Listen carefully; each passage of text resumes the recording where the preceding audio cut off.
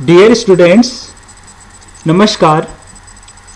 Solid state का next part आज हम पढ़ेंगे। Solid state reactions, general principle. The reaction takes place only at the surface of solid. अगर हम solid state reaction पढ़ रहे हैं तो ऑब्वियस बात है कि जो रिएक्टेंट है हमारा वो किस फॉर्म में होगा, सॉलिड फॉर्म में है। अब सॉलिड फॉर्म में है पर्टिकुलर एक रिएक्टेंट तो सॉलिड फॉर्म में होना ही चाहिए। तो सॉलिड फॉर्म में है तो सरफेस जो है सॉलिड की उसी पे रिएक्शन होगी। सॉलिड स्टेट की जो सरफेस है उसी पे केमिकल रिएक्शन होगी। The reaction controlled by movement of the interface between two solid reactant. Means अगर दो रिएक्टेंट हैं, दोनों सॉलिड हैं, तो उनके बीच में कितना मूवमेंट है, movement of the interface between two solid reactant और between the reactant and the product both which are solid. Types देखते हैं, types of solid state reaction.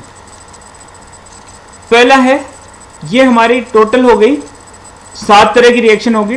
There are 7 types of solid state reaction. Type first में है A solid है reactant, ये convert होगा B solid plus C gas product में। दूसरे type में क्या है, A solid plus B solid, दोनों रिएक्टेंट सॉलिड हैं और ये सी सॉलिड में चेंज हो रहे हैं प्रोडक्ट में।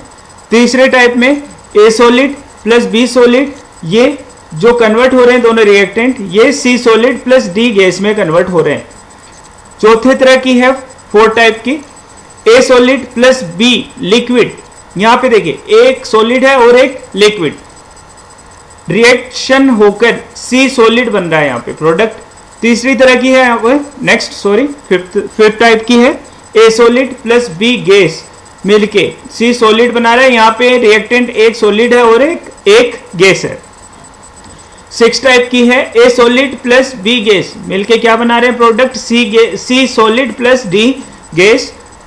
नेक्स्ट है 7 टाइप की, ए सॉलिड जो है आपका बी गैस और सी गैस प्रोडक्ट बना रहा है।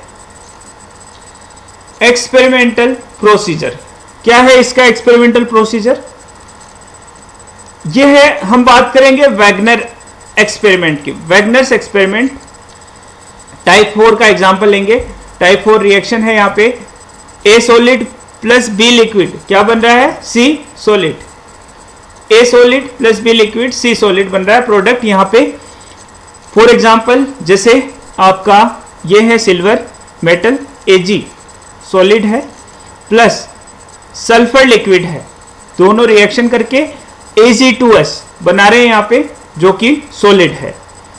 यह हमारा एक्सपेरिमेंटल सेटअप है। इसमें 4 स्लैब में है एक्सपेरिमेंटल सेटअप।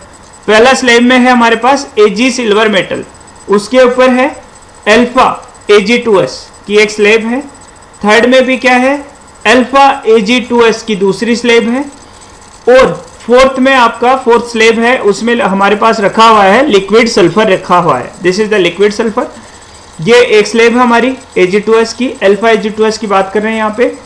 और ये दूसरी स्लैब है अल्फा Ag2S की, और ये हमारी Ag सिल्वर मेटल की स्लैब है। अब क्या होगा, रिएक्शन हुई तो क्या हुआ, यहां पे जो Ag आयन है, Ag प्लस आयन इन दोनों स्लैब को क्रॉस करके,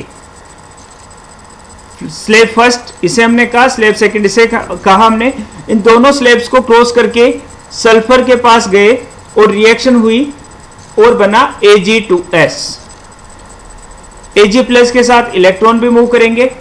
इलेक्ट्रॉन जो है न्यूट्रलिटी बनानी है हमारे को, तो Ag प्लस के साथ इलेक्ट्रॉन भी मूव किए यहाँ पे। और यहाँ पे देखिए इस जो सेकंड स्लैब है इसका वेट नहीं बढ़ा, और लेकिन स्लैब फर्स्ट का वेट थोड़ा सा बढ़ा। कितना बढ़ा, जितना Ag2S बना। इसका मतलब Ag का डिफ्यूजन हुआ इस स्लैब से इस स्लैब तक, और फिर सल्फर का वेट भी उतना ही कम हुआ। ये हमारा experimental procedure. The whole assembly was heated at 200 degree centigrade. After some time, it was found that the silver slab has lost weight. इसका वेट कम हो गया सिल्वर स्लेब का। Weight of alpha Ag2S slab adjacent to silver has not changed, but the upper slab of alpha Ag2S slab has gained weight equal to an amount. That amount of lost would form a alpha Ag2S silver sulfide. Liquid sulfur has lost weight to compensate for the amount of silver sulfide formed.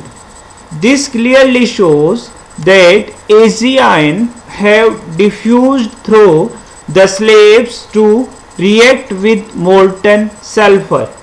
For maintaining charge neutrality, the electron lost by silver also moved in the same direction to form sulfide ion. This mechanism is controlled by the diffusion of Ag plus ion and electrons through the layers of alpha Ag2S. यहाँ पे 4 slab हो गई। इस Ag वाली slab से Ag ion move करे, diffusion हुआ उनका, इन दोनों स्लेब से क्रॉस करके यहाँ पे अपना सिल्वर आयन जो है, सॉरी Ag आयन जो है हमारा सिल्वर आयन है, सल्फर से सल्फाइड आयन से रिएक्शन करेगा, Ag2S बनेगा और यहाँ पे आपका इस स्लेब का वेट बढ़ता जाएगा और इस स्लेब के वेट में कोई फर्क नहीं पड़ेगा। Ag आयन का वेट कम होगा, सल्फर का भी वेट उसके अकॉर्डिंग ही कम होगा। नेक्स्ट है co-precipitation as a precursor to solid state reaction. इसका क्या मतलब है? इसका मतलब चलिए पढ़ते हैं पहले। Increasing the surface area of the reactant solids is helpful between solid state reaction begins at the surface where the two reactants are in contact. Means surface area को, सॉलिड स्टेट रिएक्शन में क्या है, reaction हो रही है surface पे, तो surface area को इंक्रीज करने पे rate of reaction, solid state rate of reaction बढ़ जाएगा। तो non-porous solids of higher surface area have very small particle size. Surface area high है, नॉन पोरस सॉलिड की बात हो रही है यहाँ पे, इनका सरफेस एरिया हाई है, लेकिन उस सरफेस पे जो पार्टिकल साइज है, पर्टिकुलर जो यहाँ पे आयंस है उनका पार्टिकल साइज है, मेटल्स आयन है, उनका पार्टिकल जो साइज है वो बहुत कम है। कितना है? लगभग 10 एंगस्ट्रॉम। उससे क्या होगा? डिफ्यूजन प्रोसेस स्लो हो जाएगा। डिफ्यूजन प्रोसेस स्लो होने से क्या होगा? रेट ऑफ रिएक्शन हमारी डिक्रीज हो जाएगी। अब इस सरफेस एरिया को थोड़ा सा बढ़ा दें, इन पार्टिकल साइज का सरफेस एरिया है उसको थोड़ा सा बढ़ा दें, तो क्या होगा? हमारा डिफ्यूजन फास्ट हो जाएगा और रेट ऑफ रिएक्शन हमारी फास्ट हो जाएगी। कितना कर दें? लगभग 10⁻³ to 10⁸ angstrom. Small particle size also reduce the diffusion path. Particle size छोटा होने पे डिफ्यूजन पाथ कम हो जाएगा, डिफ्यूजन पाथ कम होने पे रेट ऑफ रिएक्शन जो है वो कम हो जाएगी, सॉलिड स्टेट की रेट ऑफ रिएक्शन कम हो जाएगी, क्योंकि जो सॉलिड स्टेट की रिएक्शन है वो सरफेस पे ही होगी, सॉलिड के सरफेस पे होगी। दिस साइज, ये वाली 10⁻³ to 10⁸ angstrom, this size was obtained by co-precipitation. Example देखते हैं इसका। हमारे पास है zinc and manganese as ferrite, zinc ferrite और मैग्नीज फेराइट। यहां पे जिंक और मैग्नीज को फेराइट फॉर्म में यूज करने पे इसका पार्टिकल साइज होगा हमारे पास 500 एंगस्ट्रॉम। दूसरा है निकल एंड आयरन एज कार्बोनेट, तो यहां पे पार्टिकल साइज जो है बढ़ जाएगा, डिफ्यूजन, आयंस का diffusion, rate of diffusion increase हो जाएगी और हमारे पास जो है रेट ऑफ रिएक्शन इंक्रीज हो जाएगी। Co-precipitation of the two phase either from the same solution or from two or more separate solution of the salt as hydroxide of the metals is achieved by addition of a base like ammonia. Means same co-precipitation reaction है, इसमें भी हम ammonia add करके hydroxide बना के उनका particle size जो है बढ़ा देंगे, सरफेस एरिया बढ़ा देंगे उनका, और हमारा डिफ्यूजन, रेट ऑफ डिफ्यूजन बढ़ जाएगा। रेट ऑफ डिफ्यूजन बढ़ने से rate of reaction, solid state reaction बढ़ जाएगी।